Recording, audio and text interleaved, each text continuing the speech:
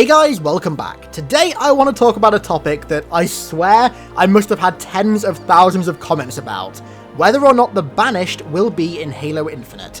Now, Halo Wars 2 really propped the Banished up as the next sort of version of the Covenant, in that they're a conglomerate of all of Halo's iconic evil species, but with entirely different motives and beliefs to the old Covenant.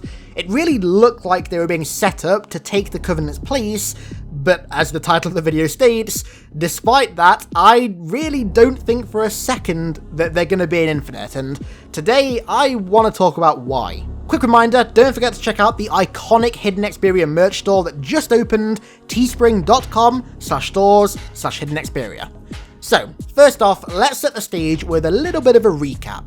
So, the Banished are a brute-led faction that consists of, believe it or not, brutes, elites, grunts, hunters, and engineers. Their leader, Atriox, broke off from the Covenant after witnessing his brothers being used as cannon fodder by their elite higher-ups. One by one, he watched his brute get sent into battle and never return, and eventually, he and some of his other similar-minded brutes snapped and rebelled against their leaders. The early days of the Banished consisted mostly of skirmishing with the Covenant, but when the Great Schism began, and the Covenant started to fall apart, the Banished capitalized on this opportunity, raiding ex-Covey supply stores to bolster their forces.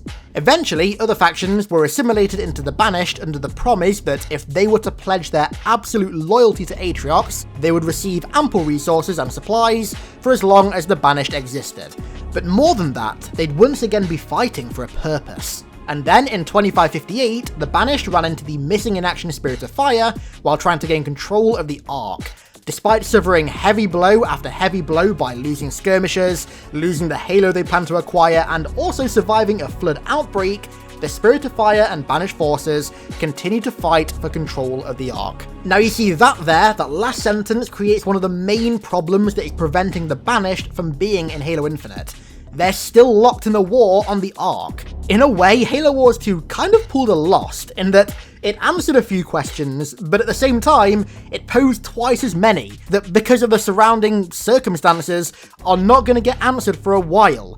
That means that the Banished, the Spirit of Fire, and also the Ark are entirely out of bounds for Halo Infinite. But Hidden, they could just round off this story arc in a comic or a novel and then release it before Halo Infinite.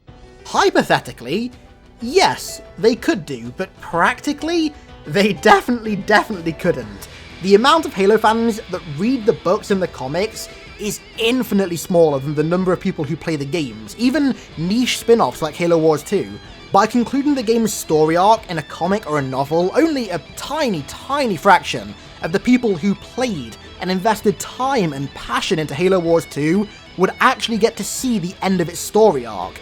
It'd be like, for example, if The Walking Dead started off Rick's story arc in the TV show, and then decided to end it in an entirely different Oh wait. Either way though, I think it's quite easy to see the problem here. Of course, if the Banished are somehow in Infinite, in their introduction cutscene, they could always resolve the war on the Ark and then explain how Atriox and his troops made it to Zeta Halo, but I think doing that would be practically impossible without it being a big messy exposition dump. There's also the possibility of maybe a few Banished ships that weren't at the Ark with Atriox coming to Zeta Halo, and then having the Banished represented that way, without Atriox, without a leader. But quite honestly, that's pretty damn lame. Imagine, for example, if the Prophets weren't in Halo 2 or Halo 3, if Truth, Regret, and Mercy just weren't in either of them. Imagine how much less you'd care about the Covenant, because at the end of the day, you'd just be fighting faceless baddies. The Prophets added characterization to the faction, and Atriox does that for the Banished. You aren't just fighting nameless enemies. Each enemy is the personification of the intelligent, powerful leader that's controlling them. Ultimately, getting Atriox off the Ark, resolving the war, and then getting him and his Banished to Zeta Halo just poses far too many problems to make it viable. These problems that require messy storytelling to resolve also directly conflict with two of 343's core design philosophies for Infinite, that the story needs to be simple and that it also needs to act as a stepping stone to help get new fans into the series and the story. You can't have a simple story that introduces a faction into an entirely new story arc that the last we saw were halfway through their own introduction story arc. like I said and already explained, you just can't do that, especially if you're trying to tell a simple story. You also can't do that if you want your story to be a stepping stone that easily introduces new fans who have never played Halo before and know nothing about its story to its story. If the first thing that you do to this new fan is either A, introduce them to an entirely new faction out of nowhere, or B, introduce them to a faction that was only ever in a spin-off and explain their history and why they're here with a massive exposition dump of a cutscene, then, I mean, you aren't doing your job well at all. You have to remember as well that at the end of the day, the Banished were introduced in a spin-off, the likes of which was very different to normal Halo and very niche. RTS games nowadays are already a small niche on the PC, let alone a console RTS. That's like a niche within a niche. This means that by default, sadly, the Banished suffer from the same issue as any character that's introduced in a comic or a novel. Most casual fans simply won't have heard of them and they won't know the context for their existence. Now, that's of course not to say that you can't introduce new factions just because a story has to be simple. The issue though stems from the fact that this faction has history, and the history is directly tied to a niche within a niche. And then on top of all of this, there's already so much going on in Halo's current story, with so many different factions at play, that introducing another one with entirely different motives would frankly end up just being messy.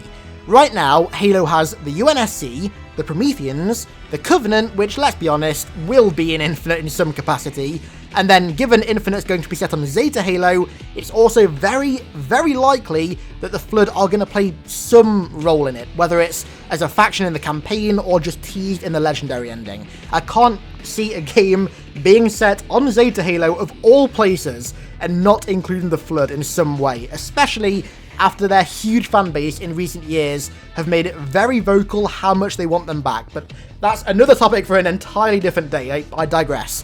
That's 3 or 4 factions already, and then you throw the Banished in there as well, and that's 5 potential factions, which is frankly just ludicrous. One of Halo 5's biggest issues was that it had so many main characters, 15 to be exact, and if Infinite were to have 5 different factions, each one would need 2 to 3 main characters at the very least to really make them interesting, which once again leads to the issue of way too many main characters. And thus, the story begins to suffer from all of Halo 5's issues all over again, which I think we can all agree is not what we want to happen. However, that's not to say that I don't think the Banished will have any representation in Infinite. Maybe we're going to see them in some sort of firefight mode, or maybe in Warzone 2.0 or whatever they decide to call it. I just highly, highly doubt they're going to play any part in the story. Professor Anders, on the other hand, well, that's a little bit more likely, but that's an entirely different topic for an entirely different day. So, that's why I believe the Banished will not be in Halo Infinite. I think adding them into the mix not only muddies the currently very muddy story arc, but it also creates far more problems than it fixes. But what do you guys think? Do you think that I'm right and that they won't play a part in the story, or do you think that 343 might just bite the bullet, conclude the war on the Ark in a comic or something, and then bring Atriox and his boys over to Infinite, maybe in place of the traditional Covenant? I'd love to hear your thoughts in the comments. Thank you so much to all of my supporters over on Patreon: Ardent, Tomahawk, Momo, Shikata, Mjolnir, Matthew, Pierre, Tony, Theo, Michael, Resnek, Fish, Joshua, Mecha, Jack Madden, Eric Brown, Sam Grafton, Bruin98, Hayden Woods, Matthew Brown, Gareth Davies, Renegade Ginger, fwimmygoat, SargentSwords, Zach YoungWood, and Eric Haigler. Thank you so much for watching, guys. I really appreciate it, and I'll catch you in the next one.